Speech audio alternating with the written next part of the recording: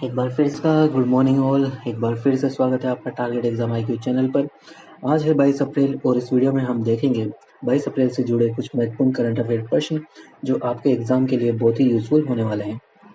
अगर आप SSC, UPSC या किसी भी गवर्नमेंट जॉब की तैयारी कर रहे हैं तो ये करंट अफेयर आप बिल्कुल मिस नहीं कर सकते, क्योंकि इस वीडियो में हम हर क्वेश्चन से जुड़े फैक्ट्स भी देखेंगे। तो वीडियो को ध्यान से और पूरा देखिएगा, और अगर आपका कोई भी डाउट या सजेशन हो तो आप उसे कमेंट करके बता सकते हैं। इन करंट अफेयर्स की PDF आपको हमारे इंस्टाग्राम अकाउंट में मिल जाएगी, तो उसे भी फॉलो करना मत भूलिएगा। तो चलिए शुरू करते हैं।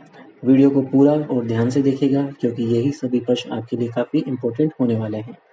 तो आज का पहला प्रश्न है, 21 अप्रैल को भारत के रक्षा मंत्री राजनाथ सिंह किस देश की 3 दिवसीय यात्रा पर गए हैं? इसका सही उत्तर है ऑप्शन बी, जर्मनी। आइए देखते हैं इससे जुड़े कुछ महत्वपूर्ण फैक्ट्स।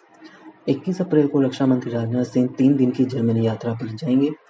रक्षा मंत्री अपनी इस यात्रा के दौरान जर्मन रक्षा मंत्री बोरिस पिस्टोरियस के साथ द्विपक्षीय वार्ता करेंगे। दोनों नेता इस बैठक में मिलिट्री एंगेजमेंट बढ़ाने, साइबर सिक्योरिटी, आर्टिफिशियल इंटेलिजेंस से जुड़े मुद्दों पर बात करेंगे। ठीक है। जर्मनी की अगर बात करें तो इसकी राजधानी बर्लिन है। जर्मनी की आधिकारिक भाषा जर्मन है।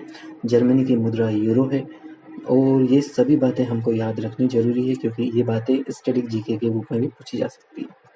ठीक है, अब बढ़ते हैं अगले प्रश्न की ओर। आज का दूसरा प्रश्न है, 20 अप्रैल को भारत ने किस देश के साथ द्विपक्षीय व्यापार समझौते के लिए वार्ता शुरू की है? इसका सही उत्तर है ऑप्शन ए, अमेरिका। इसे भी अब डिटेल से देख लेते हैं। 20 अप्रैल को भारत और संयुक्त राज्य अमेरिका एक बार फिर द्विपक्षीय व्यापार समझौते के लिए पहले चरण में ट्रेड वार्ता शुरू करेंगे। ये वार्ता अमेरिकी टैरिफ के लिए महत्वपूर्ण है। अमेरिकी सुप्रीम कोर्ट ने international emergency economic power act के तहत 150 दिनों के लिए सभी देशों से आयात पर अस्थायी 10% टैरिफ लगाया था। ओके, और तो इसी को लेकर ये चर्चा होने वाली है। अगर अमेरिका के बारे में बात करें तो अमेरिका की राजधानी वॉशिंगटन DC है। यह विश्व की सबसे बड़ी अर्थव्यवस्था वाला देश है। यहाँ की आधिकारिक भाषा अंग्रेजी मानी जाती है और संयुक्त राज्य अमेरिका की मुद्रा डॉलर है, जैसा कि हम सभी जानते हैं। आई होप आपको ये वीडियो और क्वेश्चन दोनों पसंद आ रहे होंगे, तो ज़रूर एक वीडियो के लिए लाइक कर दीजिए। बढ़ते हैं तीसरे प्रश्न की ओर। आज का तीसरा प्रश्न है, कपड़ा मंत्रालय ने हाल ही में हैंडलूम को वैश्विक स्तर पर बढ़ावा देने के लिए कौन सा इनिशिएटिव चलाया है? इसका सही आंसर है ऑप्शन डी, विश्व सूत्र। अगर इसके बारे में बात करें तो 19 अप्रैल को टेक्सटाइल मिनिस्ट्री ने विश्व सूत्र, विश्व के लिए भारत की बुनाई नाम से एक इनिशिएटिव लॉन्च किया है। इस इनिशिएटिव को ओडिशा के भुवनेश्वर में आयोजित 61वें फेमिना मिस इंडिया में लॉन्च किया गया है। ये इनिशिएटिव सरकार के vocal for local to global का हिस्सा है। ठीक है, तो करंट अफेयर की दृष्टि से काफ़ी महत्वपूर्ण बन जाता है ये क्वेश्चन। अगर उड़ीसा की बारे में बात करें तो उड़ीसा की राजधानी भुवनेश्वर है और इसका गठन 1 अप्रैल 1936 को हुआ था। उड़ीसा की आधिकारिक भाषा उड़िया है। ये राज्य बंगाल की खाड़ी के तट पर स्थित है। जगन्नाथ मंदिर यहाँ का प्रसिद्ध धार्मिक स्थल है। और उड़ीसा के प्रमुख त्योहारों की बात करें तो यहाँ का जो रथ यात्रा है वो काफ़ी महत्वपूर्ण माना जाता है।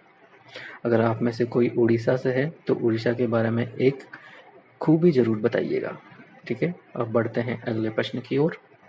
आज का अगला प्रश्न है, 19 अप्रैल को भारत के राष्ट्रीय सुरक्षा सलाहकार अजीत डोभाल किस देश की आधिकारिक यात्रा पर गए?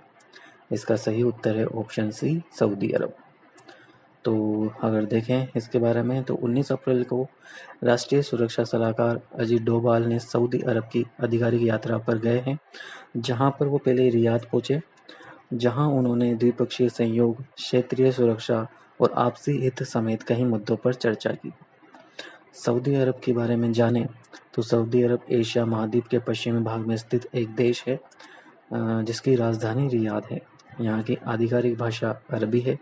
सऊदी अरब की मुद्रा रियाल है और यह देश दुनिया के सबसे बड़े तेल उत्पादकों में से एक है। ठीक है, तो ये क्वेश्चन भी आपको समझ में आया होगा। अब बढ़ते हैं अगले प्रश्न की ओर। आज का अगला प्रश्न है, जैसा कि हमने पहले भी पढ़ा कि उड़ीसा के भुवनेश्वर में 61वां फेमिना मिस इंडिया वर्ल्ड 2026 का आयोजन हुआ है। तो ये क्वेश्चन है कि उड़ीसा के भुवनेश्वर में आयोजित फेमिना मिस इंडिया वर्ल्ड 2026 का खिताब किसने जीता है? ठीक है, इसका सही उत्तर है बी, साध्वी सतीश सेल। इसको भी अब थोड़ा डिटेल में देख लेते हैं। ओडिशा के भुवनेश्वर में आयोजित फेमिना मिस इंडिया 2026 के 61वें संस्करण में साध्वी सतीश सेल ने बाजी मारी, जो कि गोवा की रहने वाली हैं।